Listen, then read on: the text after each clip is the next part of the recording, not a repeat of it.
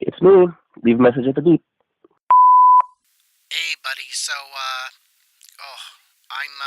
I've been doing some Craigslist shopping, just internet shopping in general, but Craigslist is anyway. I need some advice. When you're buying something or selling or whatever, it's not cool to meet at your own house, right? You should pick a neutral location, like a parking lot or I don't know, a schoolyard or somewhere like that, to exchange money and services and whatever. That's right? So anyway, I panicked. So we're meeting at your house, and we're not going to block the driveway. We'll just be parked in front under the tree. It's not like a big deal. It's $200 and I'm buying a one-way trip downtown to Pound Town. And so, if you're home, give us some space. If you come home and see a strange car in the driveway, just ignore it. Just ignore it, man. I do, as you know, mad shy boner, don't need interruption. And I'm 30% sure it's not a cop, so, whatever. Anyway, don't call me back. If you don't call me back, I'll assume everything is good and that this is okay. So don't call me back. Alrighty, buddy. Talk to you soon. Bye. Welcome back, my friends. Ooh, I don't even have to fake excitement this week. It is a good week. I am recording this intro Saturday night. No, wait, it's Sunday night. That means pretty much as soon as I finish putting this damn thing together, it's gonna be published. Just in time for Monday morning, as this is the Monday Morning Podcast. Happy January 11th, the second podcast of the year. What year is that? 2016, the year of our Lord. Whose Lord? I don't know. Yours? Ours? Somebody's Lord. Somebody's Lord. At some point, I'd like to do a special segment about how we should really switch to a different calendar, because I've been learning about that, and it's very exciting. But no, this week I've got too much to cover. I will be touching base on how my Reddit experiment is going, and I gotta say, it's going ridiculous. So, without too much ado, let's see. I guess I could tell you we're going to be talking about car dealerships and the whole phrase under new management. We're going to be talking about, let's see, how about, I've got a hot stream recommendation for a classic film from the 50s. We've got a guide to white elephant gift exchanges. It's going to be awesome. There's so much to cover. And of course, at the very end, there will be a closing thought. I know I forgot to do it last week, but that's not because I don't love you. It's just because I was so focused on getting done. And done, I did get. So, let's get started.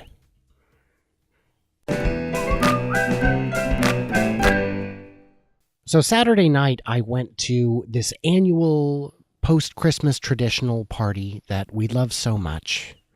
Thank you, Jesterka. We loved it. We had fun as always. And thanks to all the guests and all the wonderful and terrible gifts brought for the White Elephant Gift Exchange. So I'm going to give you the guide, the ultimate guide to how to win at the White Elephant Gift Exchange. How to win the White Elephant Gift Exchange. It's quite easy. You just have to know how to do it, and I'm here to tell you.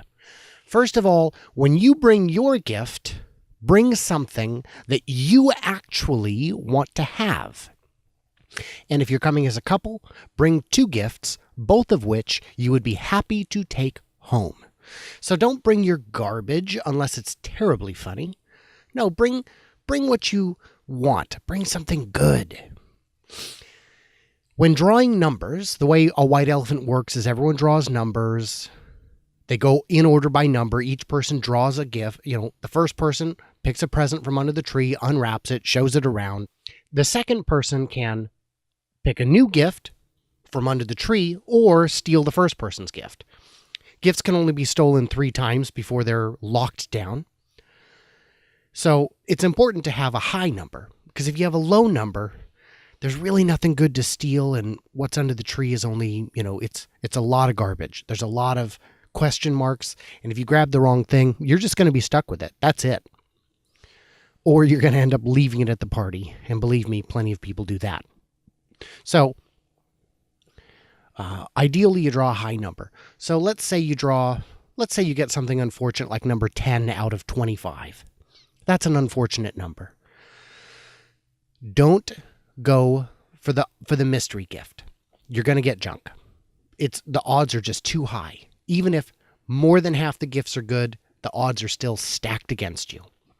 So if you draw a low number and you don't see anything at all that you'd like to steal, pick your own gift, because it's something you're happy to go home with, and probably somebody later in the game will steal it from you.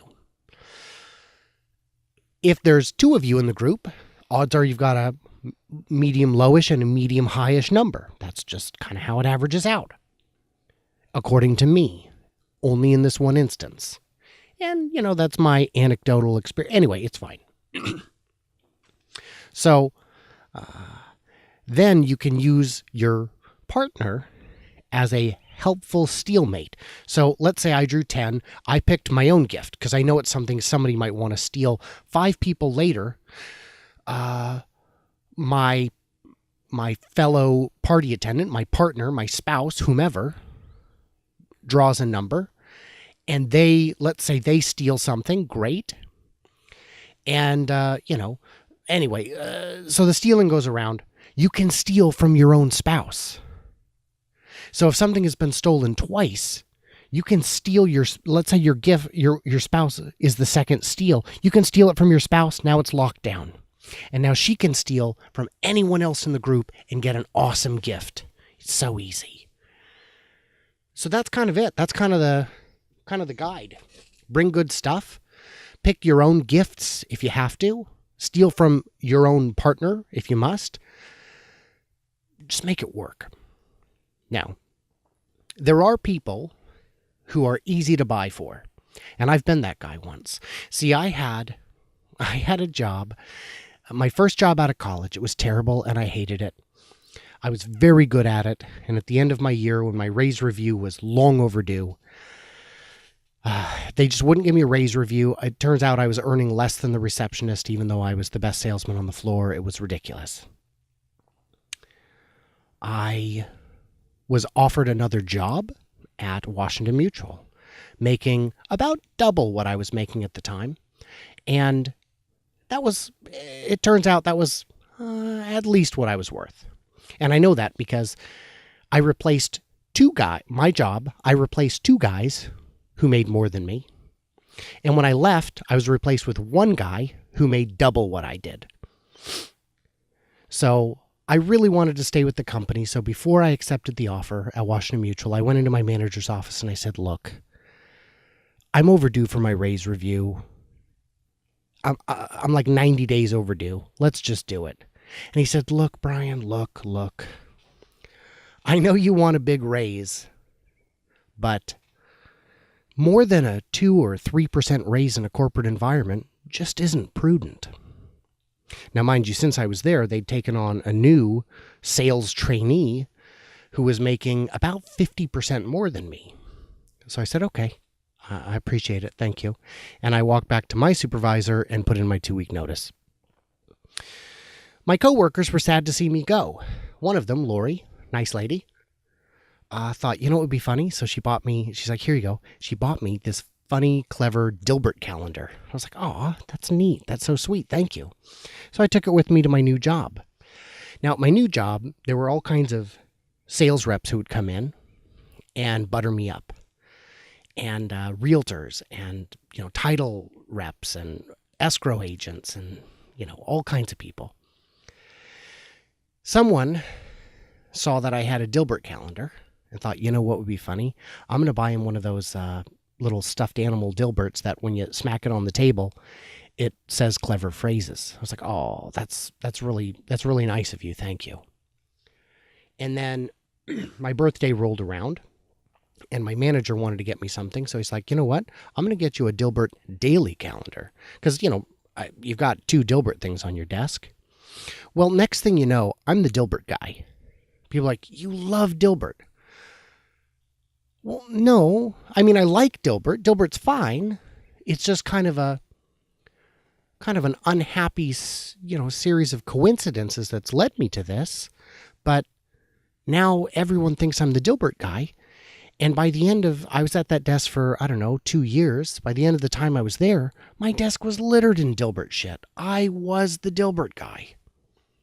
And it got really kind of tiresome because nobody would even think of what, should I get him a Starbucks gift card? Nah, let's just buy him some more crap. Oh, it's tiring. So when I transferred to the office downtown, I, packed up all my Dilbert stuff and I left it at home. And I've never been the Dilbert guy since. Never been happier either. Or quite as sad. So anyway, that's a quick guide to gift giving and white elephants. This is working out great.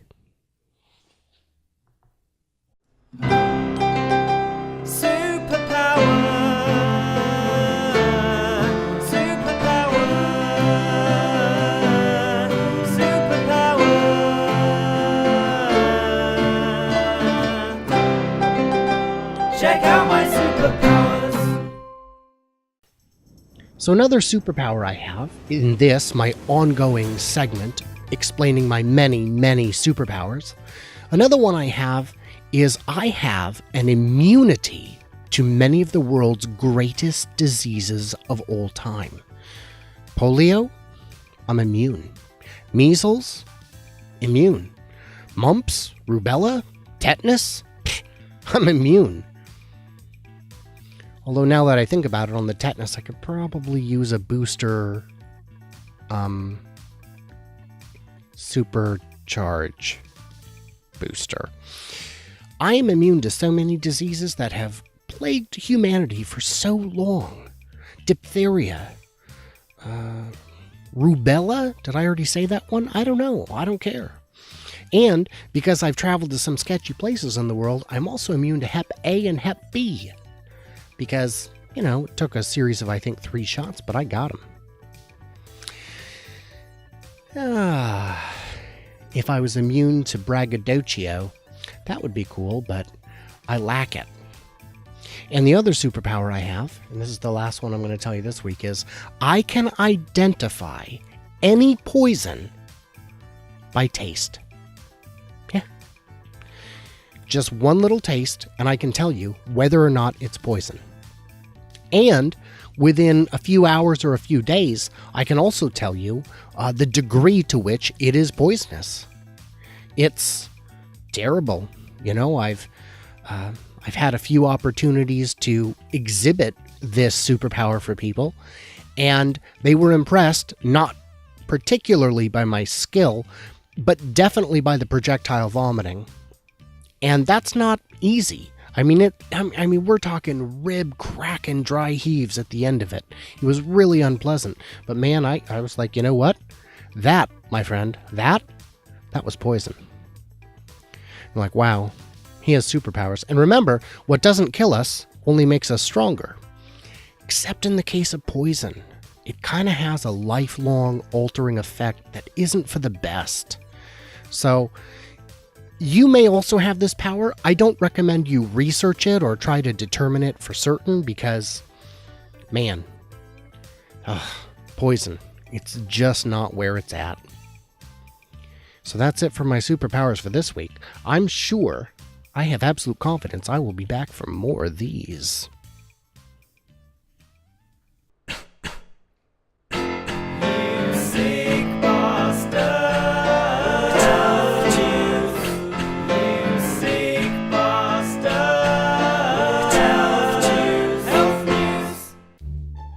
Health news, my friends, health news. Health news. I've got some health news for you. It's about a new procedure that has only been considered in the last few years, only been tested and proven in the last few years. See, we've been overdoing antibiotics, and that really can cause harm to your biome, to all those symbiotes living in your body. Over half the cells in your body are not human cells. No, they're bacteria. And that, I guess, to some sounds gross. And if you don't like the idea, then just overdo it with the antibiotics and you'll kill off tons of them. And don't worry, you'll get sick as a dog for years while you rebuild your internal biome. It's a real first world problem.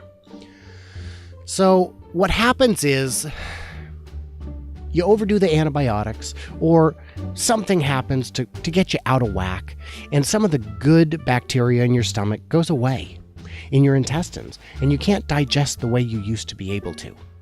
And there's been promising treatment with a new procedure. And if you're eating, I encourage you to put down whatever it is. If you're having a Snickers, I encourage you to lick it real quick. Just lick your Snickers and then hold on to your butt, because the procedure is a fecal transplant. What? Yeah, fecal transplant. It's a real thing. Google it all you want. It's real. And the idea is they take, let's call them live cultures, from the tummies of very healthy people, and let's say implant them into the digestive tract, the lower and upper intestines of those with compromised intestinal biomes. And what do you get?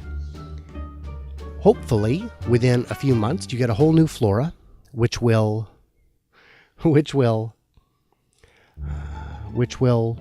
help you digest food as you did before. It has been known to reduce or cure irritable bowel syndrome. In anecdotal cases, it can even cure lactose intolerance for those who previously were able to digest lactose. Now, taking cultures and implanting is a great way of saying collecting shit and squirting it into someone else's tummy tum, which is what it is. Now, Tina, about 3 years ago, developed lactose intolerance. And this procedure is not yet approved for the treatment of lactose intolerance. And if it was, insurance isn't going to cover it. You'd have to pay for it. And technically, it'd be cheaper to go to Mexico to do it. But, you get so much diarrhea there, I'm not sure it would work in the first place. So what I've been suggesting, graciously, politely, kindly, generously, compassionately, because I love her, is I will be her donor. We don't need no fancy doctors. We don't need no fancy hospitals. Nah, we'll just form a tight seal and administer it personally in a non-professional setting. What's wrong with that? Apart, from apart from everything, apart from all of it, apart from the whole thing, what's wrong with it? Seriously, name one thing aside from all the reasons. Exactly. That's what I thought. You can't name one thing aside from all the things. So this is a promising technology, and to degrossify it a little bit, they have developed lab-cultured versions, which are not, which have a reduced amount of, let's say corn and peanuts, that can hopefully help. So, if you love someone, you'll give of yourself to make them healthy again. And, like I said, I love my wife. I'm willing to form that tight seal and administer of myself. I'm sorry. Oh, God, I almost got through it. Oh, it's so gross. Yeah, well, I'm not the one who can't digest milk. Huge pain in the ass. All right, so that's fecal transplants for you. You may now resume eating lunch and, enjoy your mocha and in that Cliff Bar. Don't think about what we just talked about. Just slowly eat that Cliff Bar. All right, that's health news, man. Health news. $1 billion business. Ooh. $1 billion business. Free for you. Oh, oh. So I've got $1 billion business idea for you. You know how charities are? Charities, man. They're kind of what the world runs on. Except for the for-profit. No, charities are great because you can make all the money in the world, pay no tax on it, pay no tax on your properties, none of it. And then when money's left over, you just pay it out to the CEO as a bonus. It's great. So what you do is, here's what you need to do. Now, thing is, all of the good charities are taken. They're taken. You could create a rival, but you won't be able to surpass their efficiency. That's not going to work. You could create an awareness charity, but that's not going to work either because all of those are done. But what has not been done, my friends, this is a freebie for you. The awareness charity. That's right.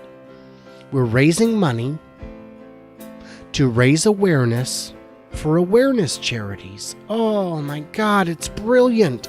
How come I didn't think of this sooner? And the answer is, I did. I just didn't publish it or tell anybody about it. You're going to be rich. You're going to be rich. We need to raise money so we can let people know about who knows what. Lou Gehrig's? I don't know. Typhoid? Mosquitoes? Bath salt addiction, all kinds of things. And this doesn't have to help the actual charities. It just has to help the awareness of the awareness charities. And the beauty of this is when they look at how much of your money goes to actually funding your cause, 100% will. Because 100% of what you're doing is raising awareness of the awareness charities. Oh my gosh, you guys. Oh, you gotta cut me in on a slice of this because I am here for ya. For ya. It's a great charity. It's $1 billion idea. You're welcome.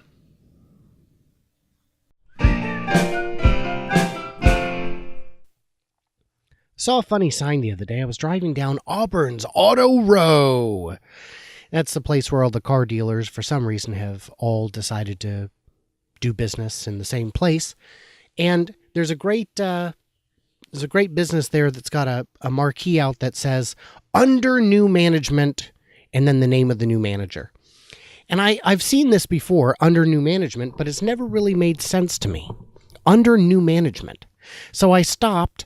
I didn't stop. I was driving, but I didn't stop. I created a pause, and I asked everyone in the car, the kids and Tina, what do you suppose that means? They said, well, they're advertising that, something new going on, right? Right? That's true. If I'm going to a business, I would rather have a manager with 20 years experience in the job. Somebody who knows the job inside out. Somebody who knows what they're doing. Who knows everyone who works there and the location. Why would a new manager be better than an old manager? And the only answer is because the old manager was such an asshole that it was destroying the business. Is that really the message you want to send us? Look, we get it. We employed a huge a-hole for a long time. We really should have gotten rid of him or reined him in before things got under control. But the new guy, whose name is up on the marquee, He's better, even though he doesn't know what he's doing, even though he doesn't know the employees or the procedures or his way around or which key opens the executive bathroom. He's got to be better than the a-hole we had before. Why not just say, managed by an inexperienced guy who's probably less of a dick? Why would you ever put up under new management? Now, I can see under new ownership, grand reopening, especially again if it's because there's a change of ownership, but under new management, how bad was the guy? How bad was the guy that you have to tell everybody, that you have to announce in 10-foot tall letters in a grand marquee out front? Look, please come back. The a-hole is gone. We promise, even though we've got some noob who doesn't know what he's doing, it'll definitely be better than it was shopping here a week ago. It's not a vote of confidence. I have no desire to go to that dealership. But frankly, I don't have a desire to go to any dealership. I'd have bought a brand new car last year, if only the process didn't suck so bad. No, I did go into a dealership. I did go look at a van, a Nissan Quest, and the dealer, the sales lady, was just terrible. And I don't blame her. I don't think she's a bad person. She's playing the game. They all play the game. It's a game they devised and we're supposed to play by, and I'm just not interested. You do this dance. I don't want to dance. I want you to tell me what the price is and me to pay the price. No games. And from the get-go, it was all games. It was, oh, well, this vehicle has this price.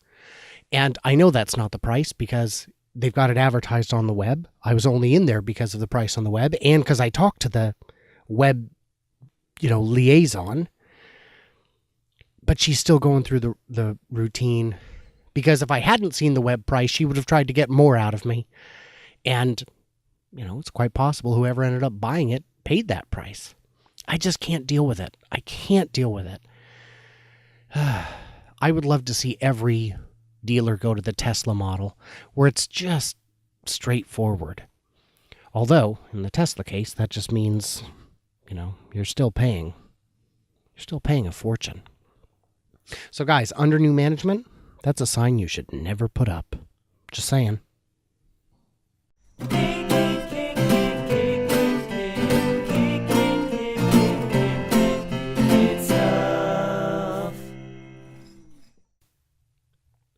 Kid stuff. I remember the first time I took the kids to Chuck E. Cheese. When they were super little, I didn't do it because they were too little. And then the first time I took them to Chuck E. Cheese, I didn't tell them what we were doing or where we were going. We just got somewhere to go. It's going to be fun, I promise. We pulled up in front, and they saw the sign, and they lost their minds. I was like, how in the hell do you guys know where we are? And the answer is television. Yeah, the mouse advertises. And he's got a little song they play in there about how he's the most epic mouse ever, because apparently us hip kids know that epic is a word that kids say. And he's not the most epic mouse ever. That's false advertising. I mean, Mickey has a Wii game that was a worldwide bestseller called Mickey's Epic Disney something. I don't remember what it was called. Epic Mickey. I'll find it here. But Epic Mickey 2. 3. Oh my gosh. So clearly he's more Disney Epic Mickey 1 and 2. And apparently not 3. Anyway, Mickey's clearly more epic, but if you want to talk about a badass mouse, you got to go with Jerry. Jerry can flatten cats. That is epic. All Chuck does is give you diabetes. No, the thing about Chuck E. Cheese, I love the place. It's fun. You can get coupons online to make it slightly less painful. No, the thing I like about Chuck E. Cheese is it is fun. It is easy. And the salad bar is not terrible. That's fine. No, something unique happened this week. The kids decided, 2 of them, that they're too old for Chuck E. Cheese. Patrick is 16 now. Gosh, is he already 16? Where does the time go? Brendan just turned 13. For both of them, they'd rather stay home and play video games on a Sunday than go to Chuck E. Cheese. That's crazy. Now, Brendan did change his mind at the last minute because he remembered, oh wait, they have pizza. I would like some pizza. That's fair. Too old for Chuck E. Cheese. Oh, my kids are growing up. They growing up, man. But we got there, and I realized there are good values to be had at Chuck E. Cheese's house. There really are. For example, did you know that for 1 token, you can purchase 3 basketballs? Yeah. They've got this pop-a-shoot kind of deal where you drop it in and you can throw as many times as you want. And as long as you keep all of the balls like in a backpack or duffel bag before the timer runs out, you get to keep the balls. And the same goes with the skee ball machine. We spent about $1.50 on tokens, and we walked out of there with like, I'm going to say 50 skee balls. Now, I don't know what I'm going to do with them. And apparently, I just read a Yelp review that says the place sucks because all the skee ball machines are broken. But I don't know what that's about. They worked fine yesterday when I was there. So that's kind of, I don't know. That's suspicious is what that is. They probably have to just order more. I may be misunderstanding how the game works, but that's fine. That's fine. No, Chuck E. Cheese, man. Yeah. For those of you listening who have small chillins, and I know there are a few of you, as soon as they're big enough to really walk around on their own, I'd say 2.5, 3-ish is plenty late enough for them to get a huge thrill. It's like Vegas for children. They go nuts for it. They get so overstimulated, and if you stay there long enough, they'll fall asleep on the way home. Not so much when they're 16, but then again, the 16-year-old didn't go, so I assume he was at home looking at very strange pornography. Kids' tales. Hot streams, hot streams for your face. Hot streams for your face.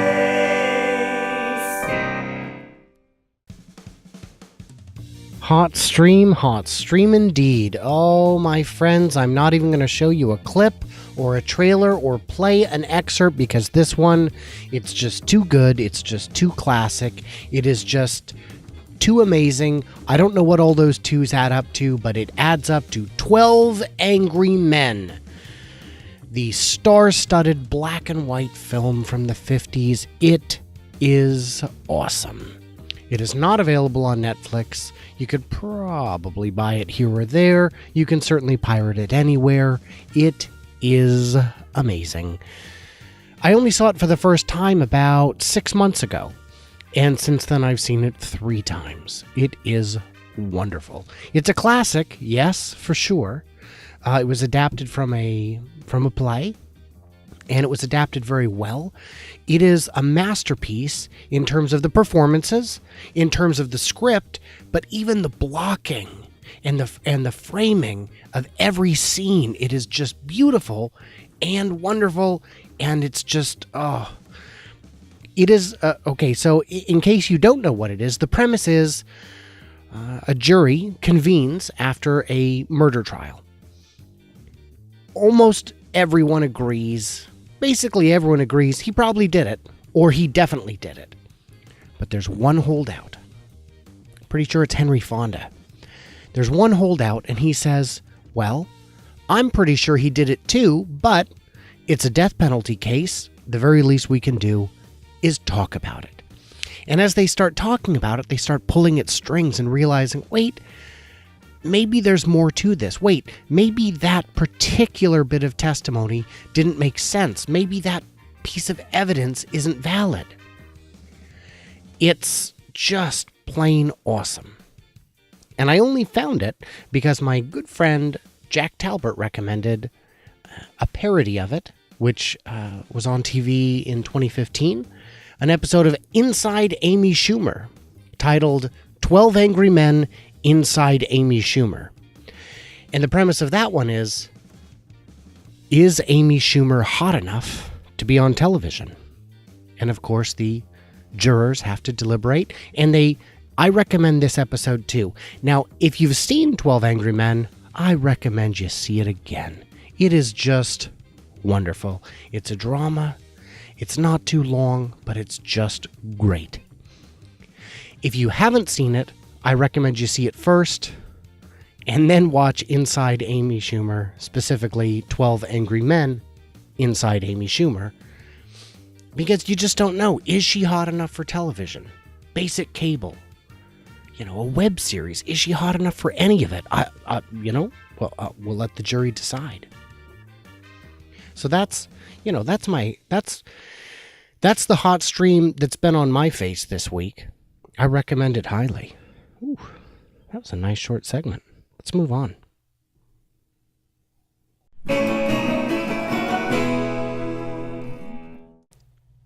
So let's talk about my Reddit experiment. Yes, today is the 10th. I've been working on this project for 10 whole days, here and there, as time permits.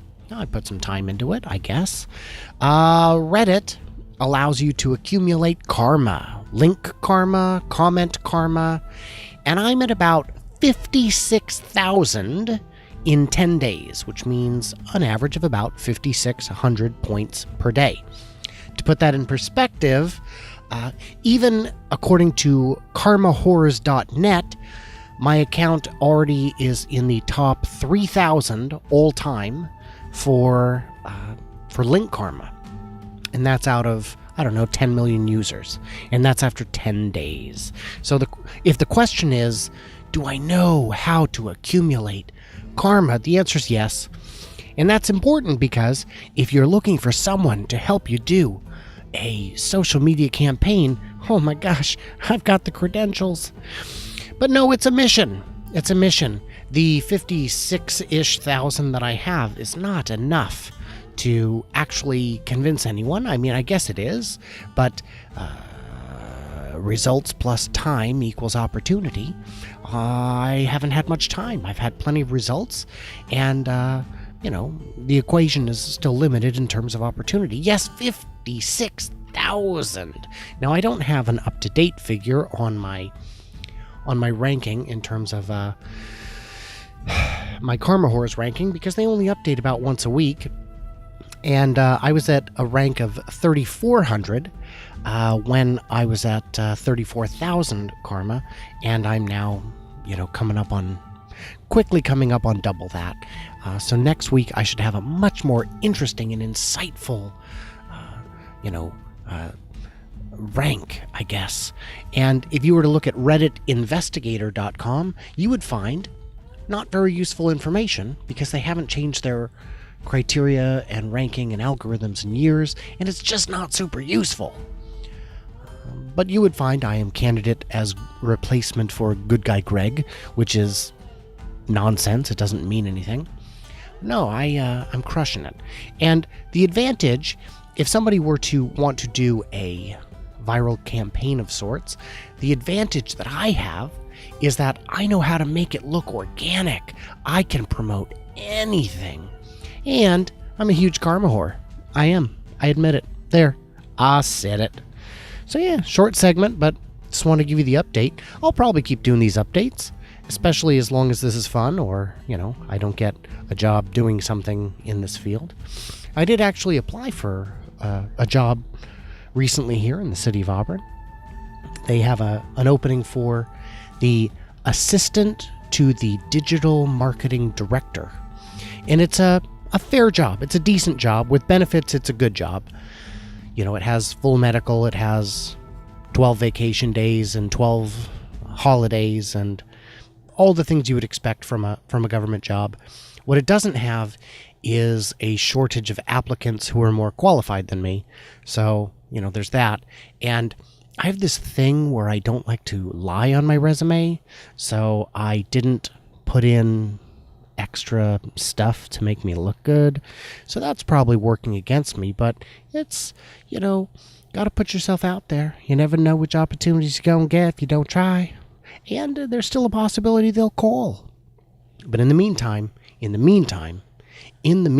I shall continue with my absurd, seemingly pointless quest to rack up points on Reddit.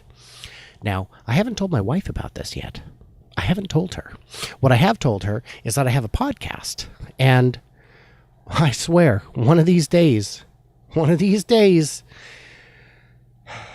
she's going to listen to it. But right now, she's just, she's got a lot of Sons of Anarchy to catch up on, and she hasn't even started House of Cards, so I really don't want to burden her. And the truth is, all of these stories, she's either heard them, or I've given up on waiting for her to hear them, so I've just told them to her. Yeah. So that's the update on my Reddit account.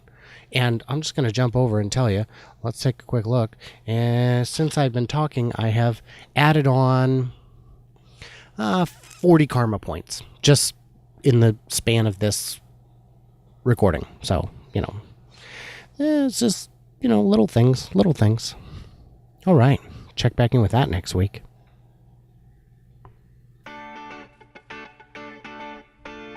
Oh my, yes, that is the outro music. Ooh, it sounds so good. Love that. It's a song by Kevin MacLeod of Incompetech.com, who still does a number of the royalty-free backing tracks, courtesy of his site, Incompetech.com. Great guy, great site, great royalty-free music. But a growing number of my tracks and all of my bumpers are from the inimitable Greg the Hero. Wonderful young British guy living in Thailand as a teacher who I met on Reddit, on a subreddit called Slave Labor, Labour, where I asked for jingles and he showed up to sell them to me. It was wonderful. Wonderful stuff. So this week is over. Today is, it's the 11th. It is definitely January 11th. Normally I would have this out on the 10th, but I just wanted to make it right. I wanted to make it good, and I did. It was good. And remember, there is a closing thought coming up, but, I'm not going to waste your time. Let's get straight to it. What is the closing thought of the week? The closing thought of the week is, I would not fit in well with the gang, with the mystery gang, riding around in the mystery machine, solving mysteries. I would not fit in.